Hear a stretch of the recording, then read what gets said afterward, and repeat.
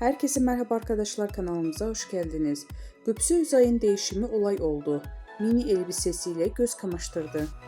Son dönemde oyuncu Barış Arduç ile boşanacağı yönünde iddiaları magazin gündeminde yer alan Göksu Özay, yeni bir proje için kamera karşısına geçti.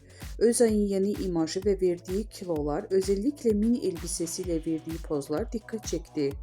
Kerem Bürsin ve Öykü Kariyer ile başrollerini paylaşacağı Plotenik adlı yapımla adından söz ettirecek olan Özkay, özel hayatından dair çıkan dedikodlara nokta koydu. Barış Arduç ile ayrılık iddiaları yönündeki sorulara ayrılığın yanından bile geçmedik yanıtını veren oyuncu iddiaları kesin bir dille yalanladı. Yeni projesi için radikal bir imaj değişikliği yapan Göksu Özay lansmanda adeten büyüledi.